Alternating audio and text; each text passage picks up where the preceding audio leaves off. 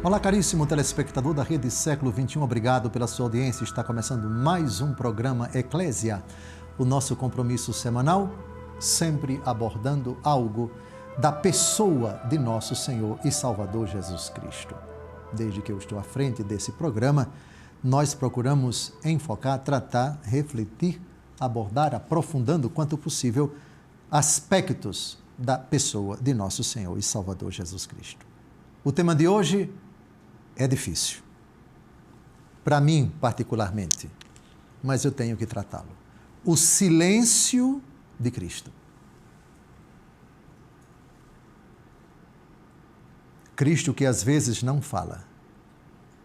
Cristo que parece silenciar, parece não agir, parece não escutar.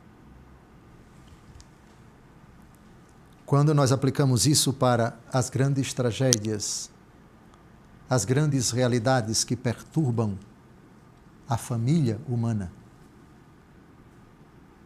isso evoca em nós perguntas nem sempre fáceis de serem respondidas. E muitas delas, nenhuma criatura humana consegue responder. Já começamos o argumento com Isaías capítulo 53, versículo 7. Esse texto é o quarto canto do servo sofredor, uma descrição minuciosa da paixão de nosso Senhor Jesus Cristo, conforme interpretada pela tradição da igreja, pelos cristãos. Foi maltratado e resignou-se. Não abriu a boca, como um cordeiro que se conduz ao matadouro, e uma ovelha muda nas mãos do tosqueador. Ele não abriu a boca. Um Deus que não abre a boca, um Deus que não reage, um Deus que silencia, um Deus que se torna impotente. No Evangelho segundo João, capítulo 11, versículos de 1 a 5, nós temos um momento em que Jesus, diante de uma comunicação que é feita para ele, de que Lázaro, seu grande amigo, está doente, e Jesus, a Escritura diz com todas as letras, Jesus amava Marta, Maria e Lázaro, os três irmãos. Mas tem um momento em que Jesus silencia, nem diz absolutamente nada, mas fica calado. Vamos ao texto. Lázaro caiu doente em Betânia, onde estavam Maria e Marta, sua irmã. Maria era quem ungira o Senhor com óleo perfumado e lhe enxugara os pés com os seus cabelos. E Lázaro, que estava enfermo, era seu irmão. Suas irmãs mandaram, pois, dizer a Jesus: Senhor, aquele que tu amas está enfermo. A estas palavras disse-lhe Jesus: esta enfermidade não causará a morte, mas tem por finalidade a glória de Deus. Por ela será glorificado o Filho de Deus. Ora, Jesus amava Marta, Maria, sua irmã e Lázaro. Em que sentido Jesus aqui silencia? Jesus não se dirige à casa de Lázaro naquela hora. Ele vai se dirigir 4 dias depois. O silêncio de Jesus poderia ser, não deveria ser, mas infelizmente por uns é interpretado como uma negligência de Jesus. Aliás, alguns se baseiam até na frase da irmã de Lázaro: Senhor, se estivesses aqui, meu irmão não teria morrido. Ou seja, Jesus foi avisado com tempo hábil, digamos assim, e poderia chegar lá antes da morte de Lázaro, e poderia curar Lázaro, mas silenciou, não foi, e deixou para ir 4 dias depois, quando Lázaro já estava morto. É verdade que esse silêncio de Jesus, com o qual Jesus decidiu não ir, não falar e não ir, tem por finalidade exatamente vou, mas para realizar um milagre muito maior, bem maior, do que o milagre de realizar a cura de alguém que está vivo. E maior do que curar alguém que está vivo é ressuscitar quem está morto. Mas agora vamos a outro momento de silêncio de Jesus. Jesus que sempre falava, mas que aqui silencia. Jesus, na sua paixão, fala muito pouco. E quando ele fala, fala para reafirmar a sua divindade, a sua realeza. Mas também chega um momento em que ele silencia. Não responde, não retruca, simplesmente fica calado. Marcos 14, de 60 a 62. O sumo sacerdote levantou-se no meio da assembleia e perguntou a Jesus: não respondes nada? O que é isto que dizem contra ti? Mas Jesus se calava e nada respondia. O sumo sacerdote tornou a perguntar-lhe: és tu o Cristo, o Filho de Deus bendito? Jesus respondeu: eu sou. E vereis o Filho do Homem sentado à direita do poder de Deus, vindo sobre as nuvens do céu. O sumo sacerdote faz uma pergunta, Jesus não responde. Silencia. O silêncio de Jesus. Mais para frente, outra pergunta é formulada, Jesus responde. Quem lê todo o relato da paixão de Jesus, percebe, ele vai falando cada vez menos. Diante das investidas de Herodes, de Pôncio Pilatos, de Anás, de Caifás, dos soldados, do soldado que lhe dá uma bufetada, da multidão, etc., até que Jesus silencia completamente. Não fala absolutamente nada. Como nesse momento? Marcos 14, versículo 65. Alguns começaram a cuspir nele, a tapar-lhe o rosto, a dar-lhe socos e a dizer-lhe: adivinha! Os servos igualmente davam-lhe bofetadas. É um mistério. O Deus impotente, o Deus calado.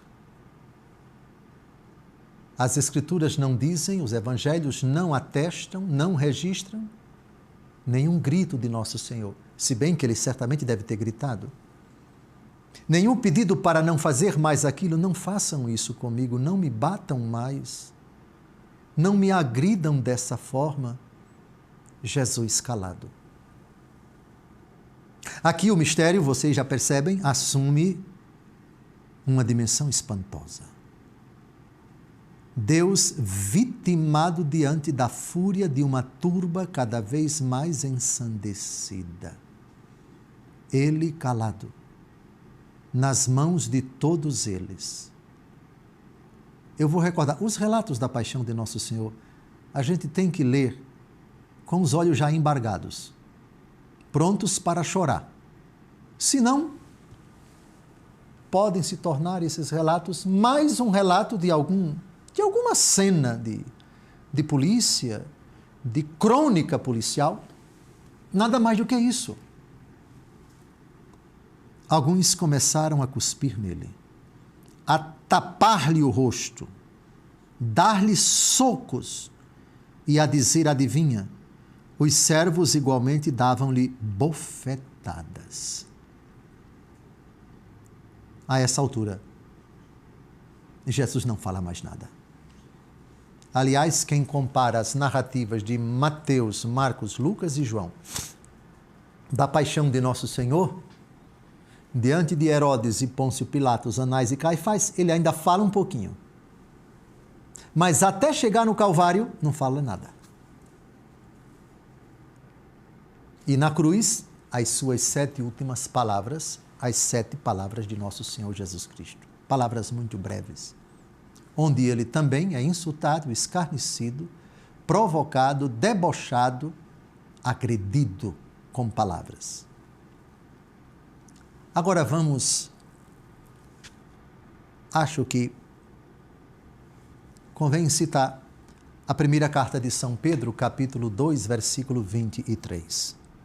Ele, ultrajado, não retribuía com idêntico ultraje. Ele, maltratado, não proferia ameaças, mas entregava-se àquele que julga com justiça. não retribuía o mal com o mal, nenhuma palavra, aguentando o tempo todo sem pronunciar uma letra, uma sílaba, uma palavra, uma única frase. Aí está o mistério do Deus indefeso nas mãos de todo mundo.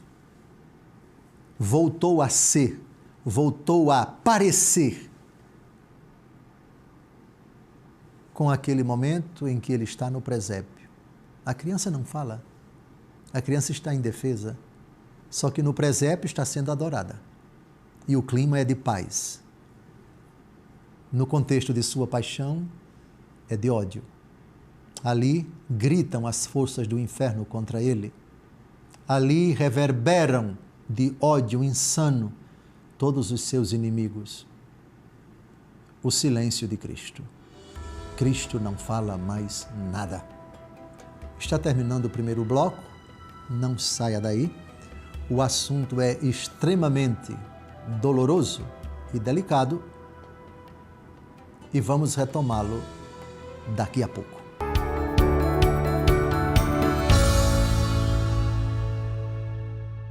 Olá, caríssimo telespectador da Rede Século XXI, obrigado por ter permanecido conosco depois desse primeiro intervalo. Está começando o nosso segundo bloco, o programa Eclésia, hoje tratando do difícil, muito difícil, tema, o silêncio de Cristo. Eu quero recordar a você que no nosso site você pode encontrar os conteúdos dos nossos programas aqui na Rede Século XXI, também as minhas homilias e ainda um espaço para que você deixe o seu pedido de oração. Acesse domjosefalcão.com.br. Jesus em silêncio. À medida em que a sua hora chega, à medida em que Jesus se aproxima do momento decisivo, lancinante da sua paixão no Calvário até entregar o seu espírito, Jesus vai falando cada vez menos. E em certas ocasiões, silêncio é completo. Eu queria, sem ler o texto, recordar um momento em que Jesus está falando e falando muito e repetindo, e quem silencia é outro. Quem pode dizer para onde Jesus foi depois de instituir a Eucaristia no cenáculo? Quem pode dizer onde Jesus estava na hora em que ele foi preso? Jesus estava no Jardim das Oliveiras. E é no Jardim das Oliveiras onde o pai silencia e o filho fala. Ou melhor, o filho fala e o pai repete 2 vezes o que ele dissera antes. Se possível, afasta de mim este cálice. Todavia não se faça a minha, mas a tua vontade. Nessa hora, nós temos o completo, absoluto silêncio de Deus Pai. O Pai silencia diante da prece de Jesus. Jesus fala 1 vez, 2 vezes, 3 vezes. Está em extrema agonia. Segundo a narrativa de São Lucas, chega a suar sangue. E o Pai silencia. Não é um silêncio de abandono, e ao mesmo tempo é. Se por abandono nós entendemos, aprove ao Pai esmagar o Filho pelo sofrimento, expressão que não é minha, expressão que se encontra no capítulo 53 do livro do profeta Isaías. Mas o Pai faz isso por amor. É o próprio Jesus quem diz, no diálogo com Nicodemos, tanto Deus amou o mundo, que enviou o seu Filho para que todo o que nele crê não pereça, mas tenha a vida eterna. Eis a razão, portanto, do silêncio de Deus Pai, um silêncio de proximidade do Filho, um silêncio de amor infinito ao Filho, meu Filho muito amado, em quem eu deposito toda a minha afeição, ou, outra tradução, em quem eu deposito todo o meu bem-querer. Nele está o meu bem-querer. Não é, portanto, um silêncio omisso, vingativo, de esquecimento, de abandono do ponto de vista pejorativo. Não. É um silêncio que une profundamente o Pai ao Filho nesse momento do cumprimento até ao derradeiro instante da vontade do Pai, da parte da pessoa do Filho. Então, o episódio do Jardim das Oliveiras, por assim dizer, ressalta sim o silêncio, não do filho. O filho grita, o filho geme, o filho se angustia, o filho pede ao pai, afaste esse cálice de mim. Mas também diz, não se faça a minha, mas a tua vontade. E penso que é nessa hora quando Jesus diz, faça-se a tua palavra, não a minha, que o pai responde. E responde num ato de infinito amor ao filho, obediente até nesse momento lancinante. Pulemos agora para o capítulo 19 do Evangelho segundo João, versículos de 1 a 5. Pilatos mandou então flagelar Jesus. Os soldados teceram de espinhos uma coroa e puseram-lhe sobre a cabeça e cobriram-no com um manto de púrpura. Aproximavam-se dele e diziam, salve, rei dos judeus, e davam-lhe bofetadas. Pilatos saiu outra vez e disse-lhes, eis que vos trago fora, para que saibais que não acho nele nenhum motivo de acusação. Apareceu então Jesus, trazendo a coroa de espinhos e o manto de púrpura. Pilatos disse, eis o homem. Imaginem a cena. De um lado, a multidão vociferando de sangue, desejando sangue, desejando a morte de Jesus, e Jesus olhando para eles, calado, em silêncio. Pergunta-se, há situações em que vale a pena retrucar? Vale a pena gritar? Uma única voz contra centenas de vozes? A multidão ali está louca, como que inebriada, eu diria, drogada, ou talvez dopada pelo veneno do ódio contra nosso Senhor. Deus está calado. Deus está manietado, ou seja, está com as mãos amarradas. Deus está ali indefeso. Deus ali é objeto de escárnio. Quando Jesus diz, esta é a hora e o poder das trevas, é a hora em que o inferno vem a desforra. E Jesus está calado. Sempre será assim. Quando qualquer manifestação de ódio, de desejo de vingança, de perversidade se agigantar, tomar corpo, sim, porque eles ali estão todos unidos, estão todos ali irmanados, todos ali querem uma única coisa, gritam uma única voz. Ali está a torcida do inferno, querendo a ruína de nosso Senhor, a morte do Santíssimo Salvador. E Jesus está calado. Ecce homo, eis o homem. Imaginem essa hora, que espetáculo deprimente, triste, horroroso. Jesus sendo objeto dos olhares vociferadores, assassinos, de uma multidão que não dá para imaginar, porque os evangelhos não descrevem quantos palavrões, quantos impropérios Jesus escutou, além de crucifica-o, crucifica-o. Isso sim, isso está contido nos evangelhos. Ainda, no mesmo capítulo 19, versículos de 9 a 11, o silêncio de nosso Senhor. Entrou então novamente no pretório e perguntou a Jesus, de onde és tu? Mas Jesus não lhe respondeu. Pilatos então lhe disse, tu não me respondes? Não sabes que tenho poder para te soltar e para te crucificar?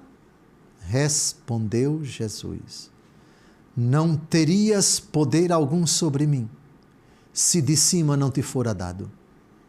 Por isso, quem me entregou a ti tem pecado maior. Aqui Jesus fala justamente para mostrar que o exercício da autoridade deste mau caráter chamado Pôncio Pilatos só foi possível graças à permissão do alto. Ou seja, você não teria poder algum se não tivesse vindo de cima. Ou seja, o que você tem hoje, eu dei para você. E quem me entregou a você tem um pecado maior. Jesus aqui está falando de Judas Iscariotes. Pecado maior. É uma prova de que existem pecados que são maiores do que outros, mais graves do que outros. Pilatos cometeu um pecado grave, mas Judas Iscariotes cometeu um pecado maior do que o de Pôncio Pilatos, porque ele foi traidor. Amados, no próximo bloco, eu me atreverei a tratar de um argumento muito difícil. E vamos exatamente para um dos episódios mais tristes da história. O Holocausto nos campos de concentração da Polônia, da Alemanha e de outros países. Na palavra do Papa Bento XVI, alemão, que foi vítima da fúria de alguns dos seus compatriotas, monstros, ele fez uma visita ao campo de concentração de Auschwitz-Birkenau. E o começo do seu discurso, nessa visita, fala do silêncio de Deus. Não esperem que Papa Bento XVI explique esse mistério. Também ele, criatura humana como todos nós, diante desse silêncio. Não nos resta outra alternativa senão dobrar os joelhos e rezar e dizer: confiamos em vós, Senhor. Mas é um discurso, eu não vou lê-lo todo, mas uma parte dele, pelo menos a maioria. Porque Deus silencia diante de tanta maldade, diante de tanta frieza, diante de tantos crimes, diante de tanta perversidade. Onde estavas, ó Deus? Por que silenciaste, ó Deus? Porque tu silencias, ó Cristo. O próximo bloco, o terceiro, será apenas para o Papa Bento XVI. Eu repito, sua visita ao campo de concentração de Auschwitz, Polônia. Não saia daí. No terceiro bloco, voltaremos para falar desse difícil tema, o silêncio de Cristo.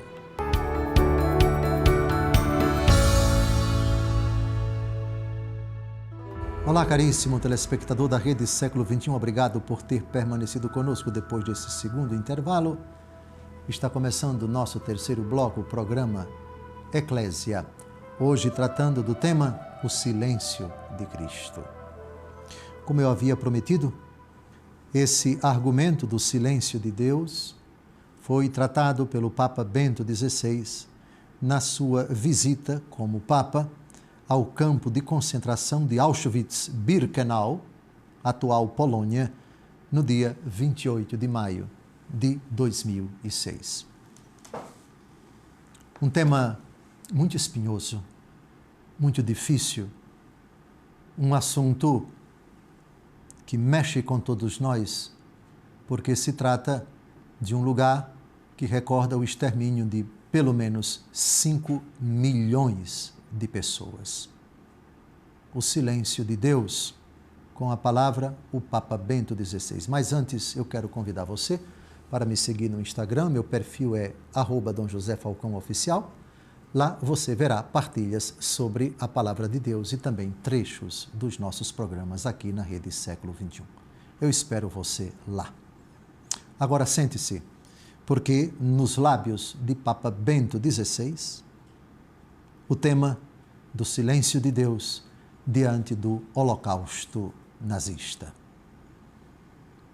Tomar a palavra neste lugar de horror, de acúmulo de crimes contra Deus e contra o homem sem igual na história, é quase impossível E é particularmente difícil e oprimente para um cristão, para um papa que provém da Alemanha. Num lugar como este faltam as palavras. No fundo, pode permanecer apenas um silêncio aterrorizado, um silêncio que é um grito interior a Deus.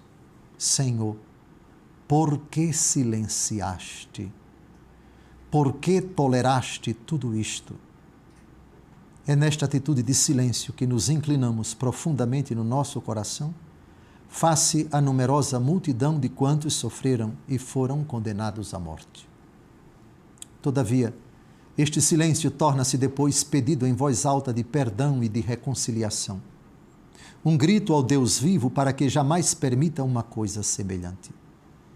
O Papa João Paulo II veio aqui como um filho do povo polaco. Hoje eu vim aqui como um filho do povo alemão e precisamente por isto devo e posso dizer como ele, não podia deixar de vir aqui. Tinha que vir. Era e é um dever perante a verdade e o direito de quantos sofreram. Um dever diante de Deus, de estar aqui como sucessor de João Paulo II e como filho do povo alemão, filho daquele povo sobre o qual um grupo de criminosos alcançou o poder com promessas falsas, em nome de perspectivas de grandeza, de recuperação da honra da nação e da sua relevância, com previsões de bem-estar e também com a força do terror e da intimidação. E assim o nosso povo pôde ser usado e abusado como instrumento da sua vontade de destruição e de domínio. Sim, não podia deixar de vir aqui. Quantas perguntas surgem neste lugar? Sobressai sempre de novo a pergunta: onde estava Deus naqueles dias? Por que ele silenciou? Como pôde tolerar este excesso de destruição, este triunfo do mal? Vem à nossa mente as palavras do Salmo 44, a lamentação de Israel que sofre. Tu nos esmagaste na região das feras e nos envolveste em profundas trevas. Por causa de ti estamos todos os dias expostos à morte. Tratam-nos como ovelhas para o matadouro. Desperta, Senhor, porque dormes. Desperta e não nos rejeites para sempre. Porque escondes a tua face e te esqueces da nossa miséria e tribulação. A nossa alma está prostrada no pó e o nosso corpo colado à terra. Levanta-te, vem em nosso auxílio, salva-nos pela tua bondade. Este grito de angústia que Israel sofredor eleva a Deus em períodos de extrema tribulação é ao mesmo tempo um grito de ajuda de todos os que, ao longo da história, ontem, hoje e amanhã, sofrem por amor de Deus, por amor da verdade e do bem, e há muitos também hoje. Nós não podemos perscrutar o segredo de Deus. Vemos apenas fragmentos e enganamo-nos se pretendemos eleger-nos a juízes de Deus e da história. Não defendemos, nesse caso, o homem, mas contribuiremos apenas para a sua destruição. Não, em definitiva, devemos elevar um grito humilde, mas insistente a Deus. Desperta. Não te esqueças da tua criatura, o homem. E o nosso grito a Deus deve ao mesmo tempo ser um grito que penetra o nosso próprio coração, para que desperte em nós a presença escondida de Deus, para que aquele seu poder que Ele depositou nos nossos corações não seja coberto e sufocado em nós pela lama do egoísmo, do medo dos homens, da indiferença e do oportunismo. Emitamos este grito diante de Deus, dirijamo-lo ao nosso próprio coração, precisamente nesta hora presente, na qual incumbem nossas desventuras, na qual parecem emergir de novo dos corações dos homens todas as forças obscuras. Por um lado, o abuso do nome de Deus para a justificação de uma violência cega contra pessoas inocentes. Por outro, o cinismo, que não conhece Deus e que ridiculariza a fé nele. Nós gritamos a Deus para que impulsione os homens a arrepender-se, para que reconheçam que a violência não cria a paz, mas suscita apenas outra violência, uma espiral de destruição na qual todos, no fim de contas, só têm a perder. O Deus no qual nós cremos é um Deus da razão. mas de uma razão que certamente não é uma matemática neutral do universo, mas que é uma coisa só com o amor, com o bem. Nós rezamos a Deus e gritamos aos homens para que esta razão, a razão do amor e do reconhecimento da força da reconciliação e da paz, prevaleça sobre as ameaças circunstantes da irracionalidade ou de uma falsa razão separada de Deus. Por detrás destas lápides esconde-se o destino de inumeráveis seres humanos. Eles despertam a nossa memória, despertam o nosso coração. Não querem provocar em nós o ódio, ao contrário, demonstram-nos como é terrível a obra do ódio. Querem conduzir a razão a reconhecer o mal como mal e a rejeitá-lo. Querem suscitar em nós a coragem do bem, da resistência contra o mal. A humanidade atravessou em Auschwitz, Birkenau, um vale escuro. Por isso desejo, precisamente neste lugar, concluir com a oração de confiança com o Salmo de Israel, que é ao mesmo tempo uma oração da cristandade. O Senhor é o meu pastor, nada me falta. Em verdes prados me faz descansar e conduz-me às águas refrescantes. Reconforta a minha alma e guia-me por caminhos retos por amor do seu nome. Ainda que atravesse vales tenebrosos, de nenhum mal terei medo, porque estás comigo. A tua vara e o teu cajado dão-me confiança. Habitarei na casa do Senhor para todo o sempre. Eu disse que era um argumento difícil. E para mim, permanecerá sempre assim. Muitos, e não são poucos, os argumentos, os acontecimentos da história que causam grande perturbação, profunda revolta, extrema dor e aflição. E não me refiro apenas, também eles, fenômenos, ditos naturais, mortes por enchentes, por terremotos, por deslizamentos, por catástrofes da natureza. Também o argumento do silêncio de Deus se aplica, mas é muito mais doloroso e misterioso, pelo menos para mim, por favor, quando o que ceifa vidas humanas são seres humanos, ambiciosos, piores do que animais, alguns dos quais reproduzem como que a presença do próprio demônio a oprimir, a humilhar, a ceifar vidas, a se apropriar, desrespeitando direitos fundamentais da pessoa humana. O argumento do silêncio de Deus comporta tantas interrogações. Mas, diante desse belíssimo e comovedor discurso de Bento XVI, eu acrescentaria, se é que eu teria autoridade para acrescentar algo ao meu Papa Bento XVI, não dorme nem cochila aquele que é o guarda de Israel. Desconhecemos as respostas a tantas perguntas que até os não crentes podem formular para nós. Meu Deus, por que me abandonaste? É esse mistério que apresentamos diante do Senhor Jesus, que silenciou tantas vezes ao longo de sua vida pública, maxime no final, na derradeira etapa de sua existência terrena, precisamente na sua paixão. O teu silêncio, Senhor, não é prova de tua impotência, muito menos de tua derrota. Não conseguimos explicar, Senhor, as causas desses mistérios, mas cremos que és o Senhor da história. Mas cremos no teu poder, cremos que a tua misericórdia, mesmo que nossa razão não consiga abarcar aquilo que ela vai dizer agora, tua misericórdia é maior do que o mal. A vida triunfa sobre a morte. Cremos nisso apenas porque tu ressuscitaste, porque tu és o Senhor da vida, porque a morte não tem mais nenhum domínio sobre ti, e porque completo em minha carne o que falta a paixão de Cristo em benefício do seu corpo, que é a Igreja. Está terminando esse bloco. No próximo, tentarei responder as perguntas. Até logo mais.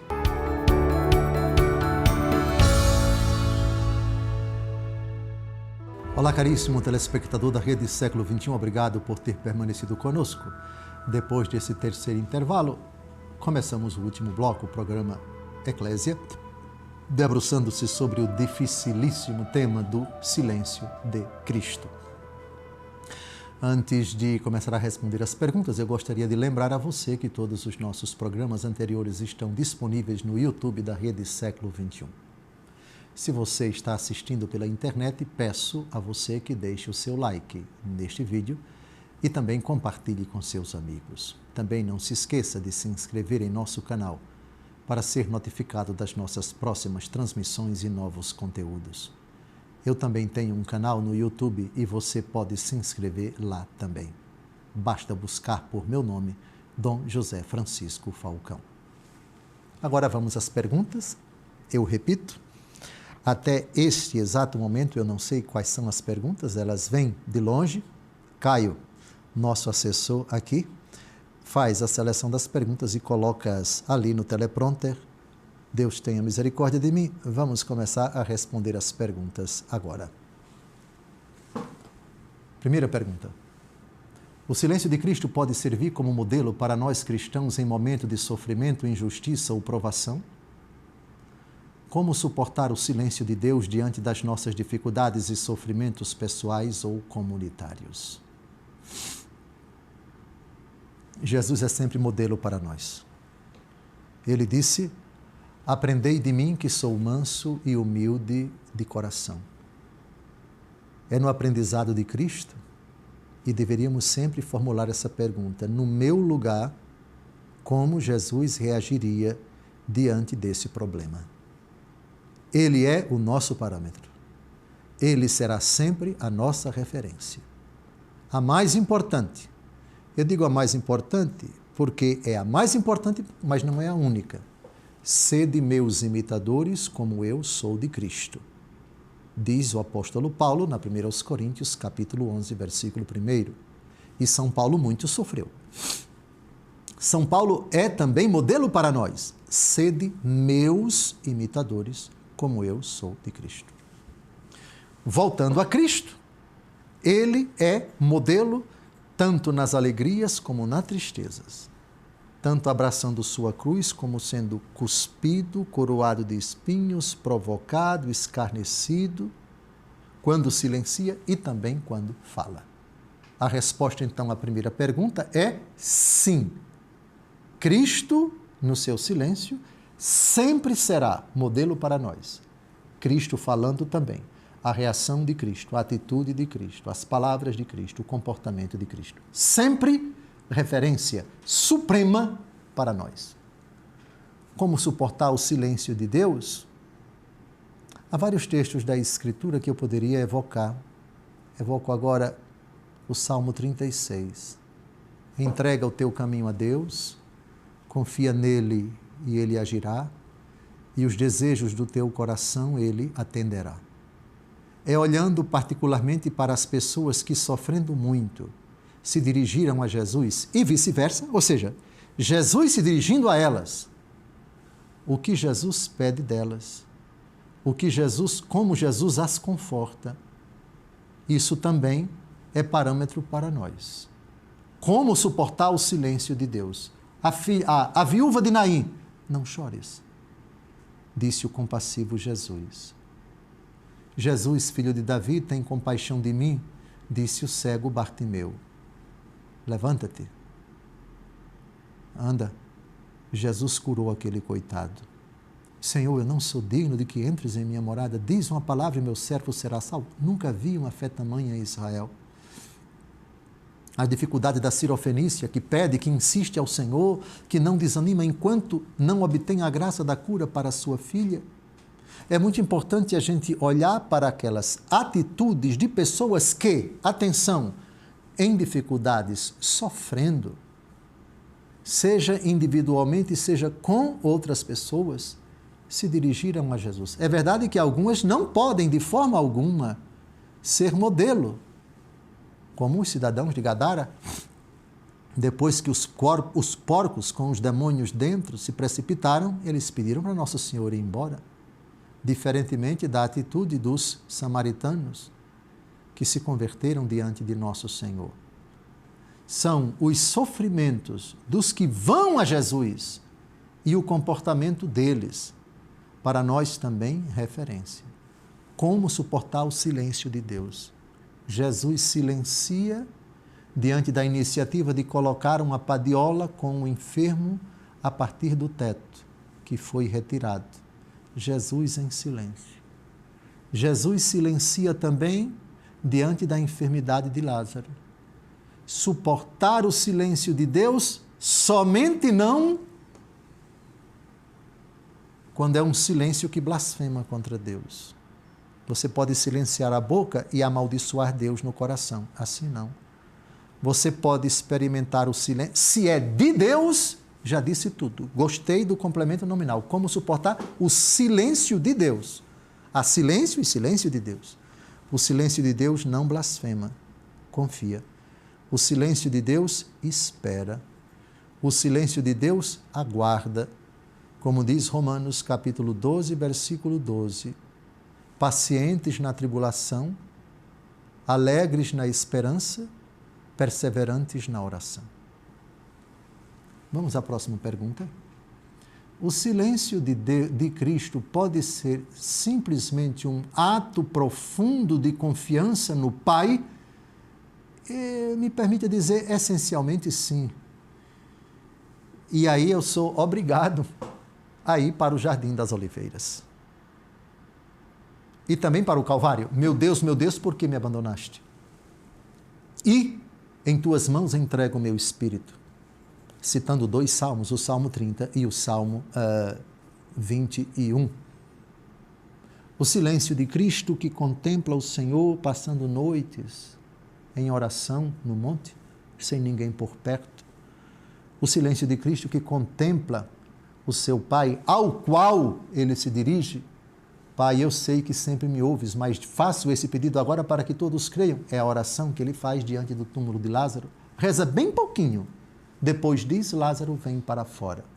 Sim, o silêncio de nosso Senhor Jesus Cristo é um ato de profunda confiança no Pai.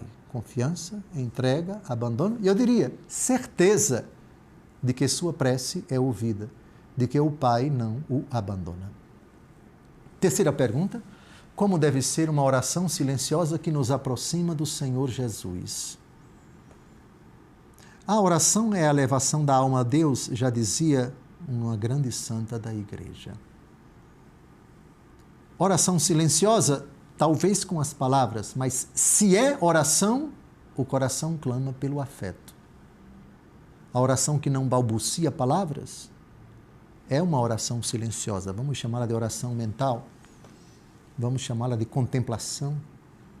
Contanto que a alma é levada pelo Espírito Santo, pede confiadamente, insiste, louva, bendiz, contempla e se abandona, certa de que já foi ouvida, certa de que será atendida.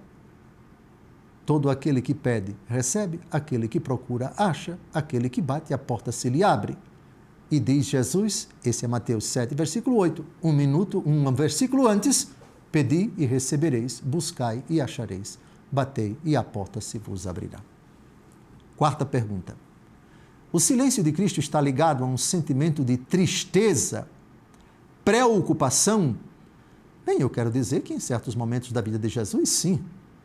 No Jardim das Oliveiras, na cruz, minha alma está aflita até a morte, fiquem aqui e vigiem comigo. O espírito está preparado, mas a alma a carne é fraca. Rezem, rezem, rezem. Sim, em determinados momentos, os momentos mais lancinantes da vida de Jesus, temos sim a preocupação. Jesus é verdadeiro Deus, mas não deixou de ser em nenhum momento o verdadeiro homem, e enquanto tal, foi semelhante a nós em tudo, menos o pecado. Isso quer dizer que a tristeza que abateu o coração de Cristo foi uma tristeza que atingiu a humanidade de Cristo. Humanidade que, por outro lado, sempre esteve unida na sua pessoa divina, a sua divindade. Eu quero agora agradecer a você que é sócio da Associação do Senhor Jesus, você que é fiel em sua doação e também em suas orações. Se você ainda não é sócio, pode fazer a doação pelo Pix, apontando sua câmera para o QR Code que aparece aí na sua tela. Seja um evangelizador junto com a nossa querida Associação do Senhor Jesus. A 1 minuto do final, eu me dirijo a você agradecendo a você por ter partilhado conosco, refletido conosco esse argumento difícil, muito difícil, para mim, pelo menos, mas acho que conseguimos, ainda que modestamente. Deus seja glorificado por essa caminhada, por esse itinerário que estamos a fazer, sempre refletindo algo da pessoa de nosso Senhor e Salvador Jesus Cristo. Desejo uma semana cheia de graças para você, para os seus entes queridos. Não esqueça de divulgar que todas as terças-feiras e depois nos canais que já divulgamos aqui, você e qualquer pessoa pode ter acesso a esses vídeos feitos para a maior glória de Deus. Um grande abraço. Deus abençoe a sua vida. Até o próximo encontro, se Deus quiser.